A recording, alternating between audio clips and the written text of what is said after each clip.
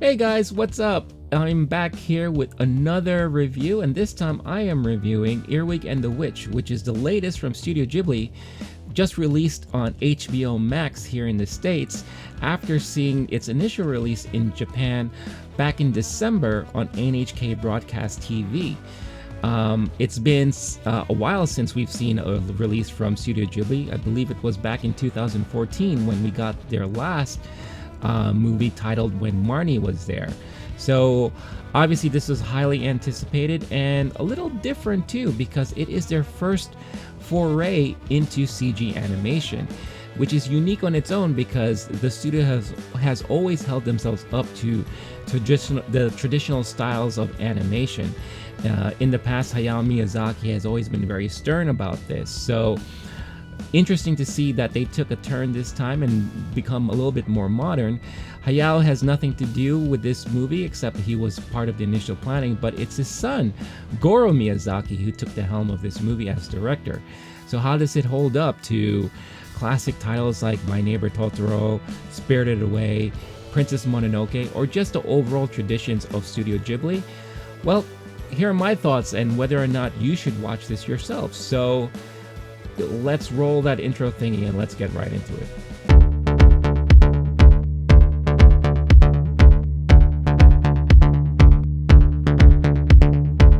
So when I first heard that they were gonna be releasing a movie in CG style animation, I was a little hesitant because, again, maybe me being a traditionalist when it comes to animation, and especially when I expect things from Studio Ghibli, I expect it to be in the classic hand-drawn style. So just like a lot of animation studios today, they decided to go the CG route, which I know is a little bit more cost effective and saves a lot of time when it comes to editing and things like that. So I was very curious to see how this was going to turn out. One of the red flags, however, was when I heard that it was being released on Japanese TV instead of Japanese cinemas back in December. Now, because of the pandemic, I thought this was done in a way that was kind of like a gift to the audience and the fans, so that everyone can enjoy it watching it at home. And it was released during the holidays when a lot of people and families were home together. So finally got a US release here today on HBOMax, and I had a chance to watch it, and I'll be completely honest with you, like I always am. I was very disappointed, very, very disappointed. And I guess in a way I kind of see why it was released on TV, because it looks like and felt like a TV movie, which is not what you would typically say for a Studio Ghibli film. Just to give a little rundown of what the story is about, you have Earwig, or later on she was known as Aya in Japanese, or Erica in English.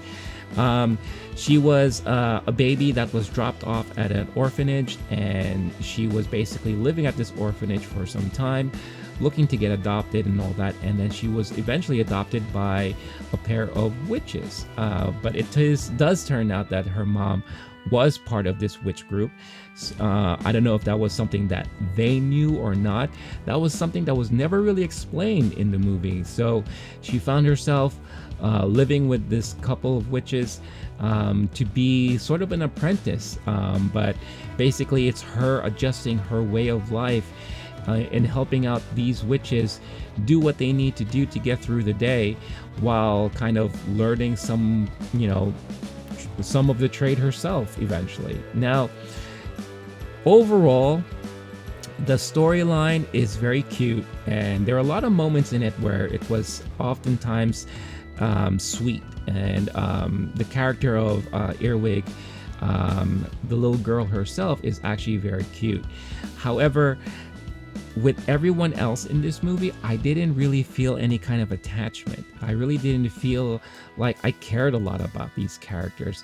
Yeah, it was interesting to see them go through their day, whether it's working in the little lab they have there, putting spells or whatever potions together or what have you. It was very interesting. Basically, Earwig was kind of like the servant of the house, where she was tasked to just help get supplies or clean up and all that, while trying to realize where she fits in. We didn't really get a lot of the backstory of Earwig herself, except for the fact that, she was a daughter of this trio that was actually in a band together. And I guess, something, happened where the mom decided to split up and the group kind of got disbanded, and she just decided to drop off Earwig to an orphanage without any explanation. It sounded like she was on the run, or there was some sort of like beef going on with her and the Coven of Witches, but again, none of this stuff was really explained at all. The witches that she started living with, she had no idea that there were ties in there with her mom and all that, until much later on in the movie, where she found out because of her finding this music from this band that she really likes, which happens to be called Earwig too.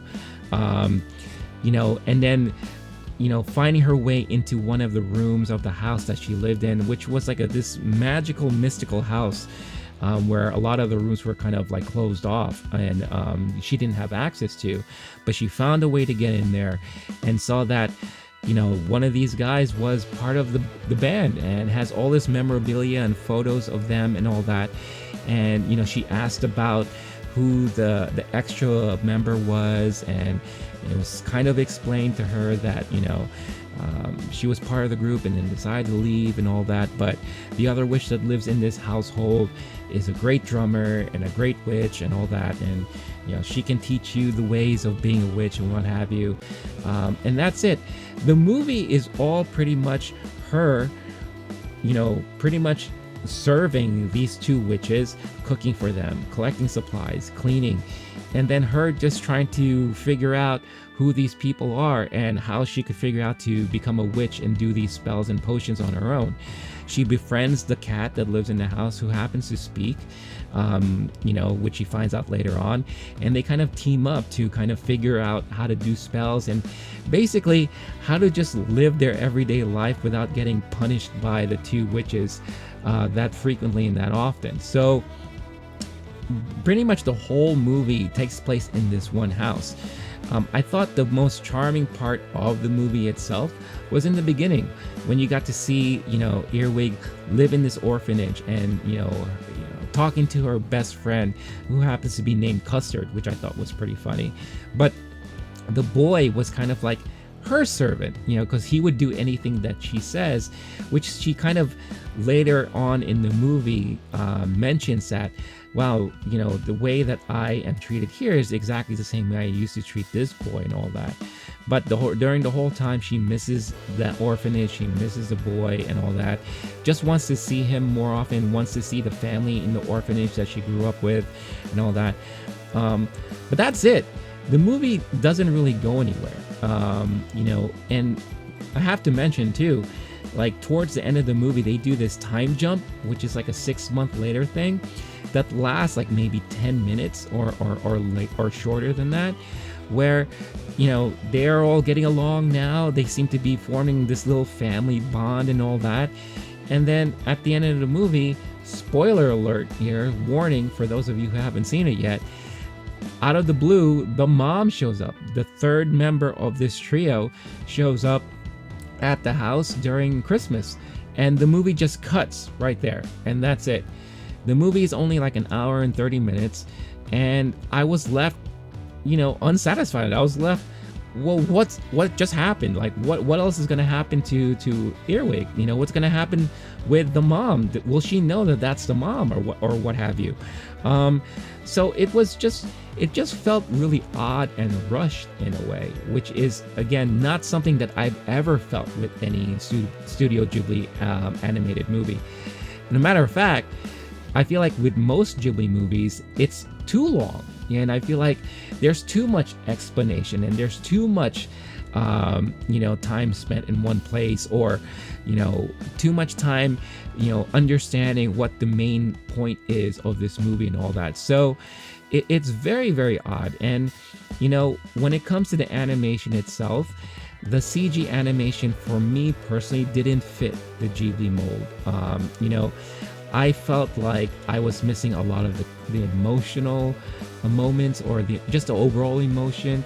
I felt like it was very shallow. When the dialogue was spoken, I felt like it didn't fit in the body of the characters in the movie. Um, I believe I mentioned on my Letterbox review, which you could see me on Letterbox, the Low-Key Geek over there, um, that it felt like I was watching an episode of Coco Lemon on YouTube, which is that kids show that is very popular these days. But it just felt so detached, and I really miss the hand-drawn animation. To be honest with you, I thought the little drawings that we got during the end credits was some of the most enjoyable things I saw from this movie, because they were very funny drawings about, I guess, little moments that each of those people experienced during their times together. So it just felt really weird and very odd, and just very off of what I'm used to and I have been expecting of a Studio Ghibli movie. Another good thing I will note though was that the music in the movie was actually very well done. I really liked the music from the Earwig band every time they would play it. It was very catchy, and I really liked the flow of it.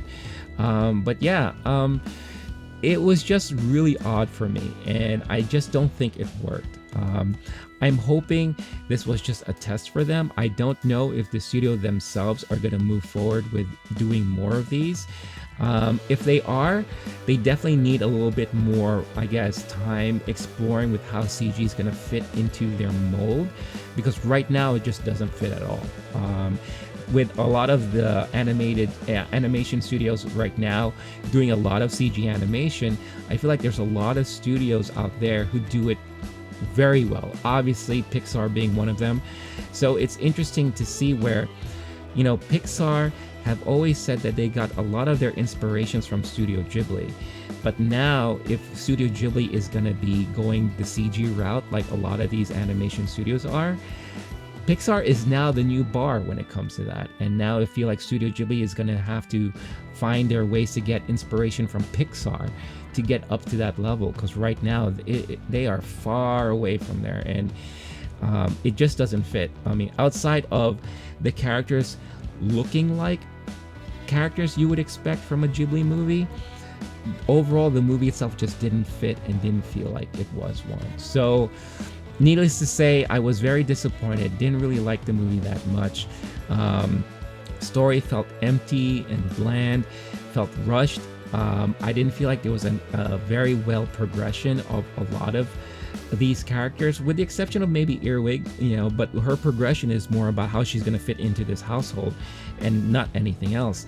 But again, felt very short, rushed, and no real closing. There was no real closing. I don't know if that was done on purpose, because maybe they're thinking of potentially doing a sequel to this movie or what have you, but it just felt really off to me. So, if I was to give it a rating, I would unfortunately give this 2.5 Totoros.